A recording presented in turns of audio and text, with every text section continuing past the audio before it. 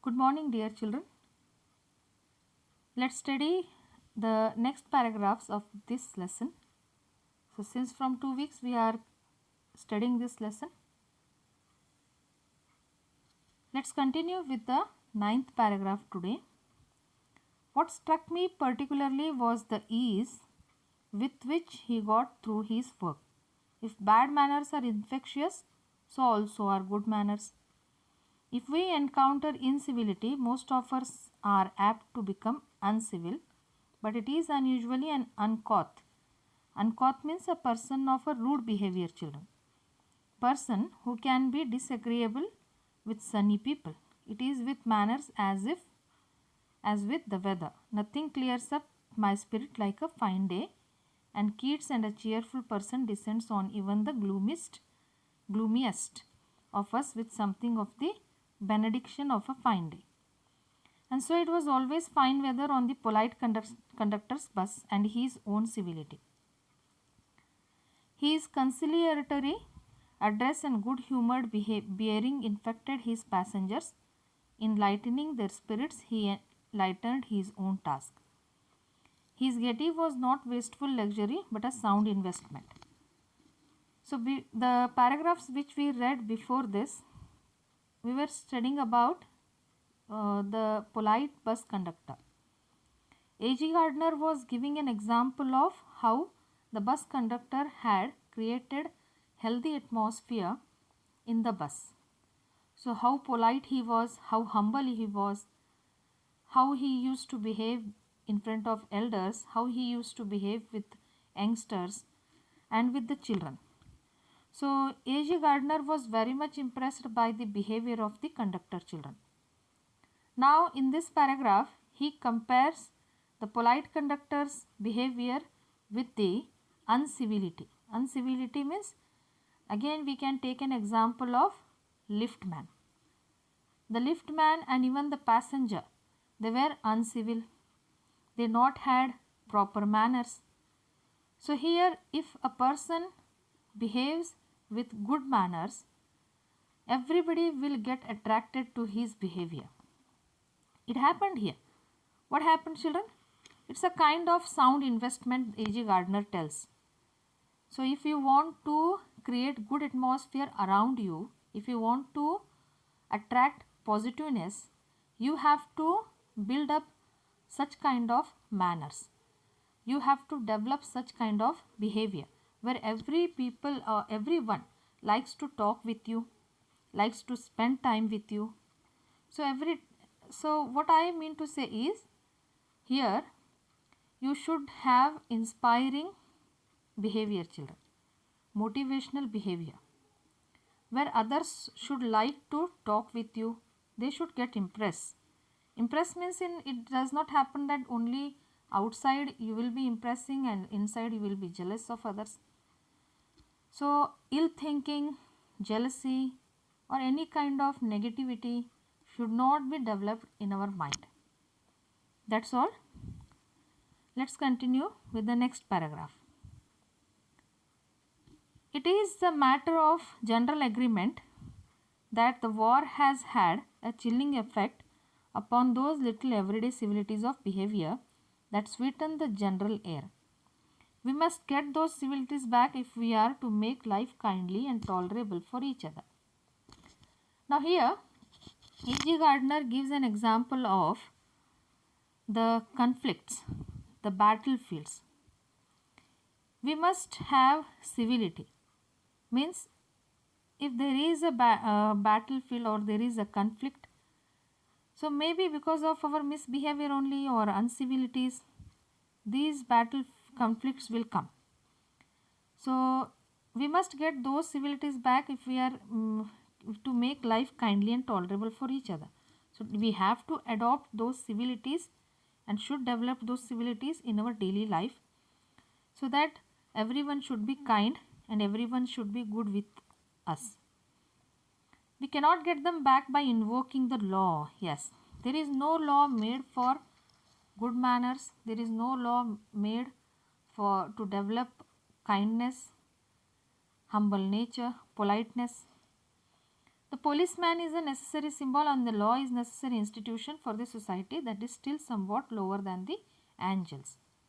So A.G. Gardner, he talks about the mechanical things. The policeman is there to protect the law, and it is called as the department is called as the necessary institution, and he will be looking after. Nobody should break the rules, nobody should break the law. But the angels are considered above the human beings. After all, policeman is also a human being, children, a human being. So angels who will be looking after our deeds, good deeds, bad deeds, they will be counting it. So according to those good deeds and bad deeds, we will be getting fruit into the future.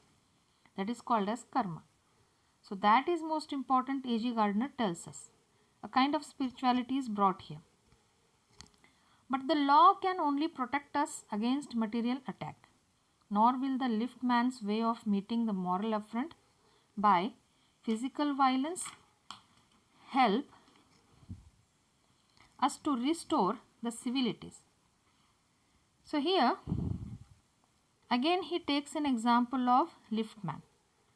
Liftman, he was not having morality, and because of his immoral action he just put his anger on the passenger. He did not behave properly. If he had controlled his anger for a while, and if he had not reacted suddenly on the passenger, he could not have lost his job. That's what here A.G. Gardner, he advises us to restore our civilities. Restore means we should not forget our morals and ethics. I suggest to him that he would have made a more subtle and effective revenge if he had treated the gentleman who would not say please with elaborate politeness. So instead of reacting suddenly, if liftman had told him politely to say top please, that would have been better. But the result was different when he reacted suddenly. So controlling anger solves many problems, children. That capacity we should develop. We should have lot of patience, and that we should develop. Instead of showing the angriness, we should have control on it. But here liftman was helpless. He did not control his anger and he suffered. He would have had the victory not only over the boar but over himself. That is victory that counts. So here A.G. Gardner tells that he would have won the hearts of other people if he had not reacted like that. But instead he lost his job, children. The polite man may lose the material advantage, but he always has the spiritual victory. See, always polite man will not be having material things with him advantage, but he has the spiritual victory, means a sense of goodness will develop in the person who will develop the politeness in his behavior. I commend to the liftman a story of Chesterfield. Now for this, in relation with this, how a polite man will get a satisfied satisfied means a kind of satisfaction in his behavior, a kind of sense of peace of mind. Here A.G. Gardner gives an example of Chesterfield. In his time, the London streets were without the pavements of today, and the man who took the wall had the driest footing. So during Chesterfield, the London streets were not having pavements properly. So the man who took the wall was there in middle of the pavement, children. I never give the wall to a scoundrel, said the man who met Chesterfield one day in the street. So the pavements were being constructed. During that time, the man was not giving the wall when the construction was going on. And directly he told in front of Chesterfield. So for this, Chesterfield, what he said, I always do, said Chesterfield, stepping with a bow into the road. See, Chesterfield didn't react suddenly. He just bowed his head and he said that, yes sir, I always do, he says to him. That was a kind of polite answer given to the man, rude man. We can see that Chesterfield handled him very calmly, children, whereas the man was very rude. He was talking very in a very different way with Chesterfield, but Chesterfield handled it in a very calm manner. I hope the liftman will agree that his revenge was much more sweet than if he had flung the fellow into the mud. Now, lastly, A.J. Gardner gives a funny comment. What is the funny statement? Instead of reacting and throwing the passenger out of the lift, if the liftman had thrown that passenger into the mud, that could have been a good revenge. But he did not throw the passenger into the mud. He pushed him out of the lift for not saying please. Okay. That's all for today's session. Here the lesson ends. Your task is to complete the exercise part, assessment part of this lesson. I hope you have understood the lesson. Where you find the doubt, if you find that any doubt in this, any query, you can ask me in Google Classroom, children. Understood? Meet you in the next session with another topic. Thank you.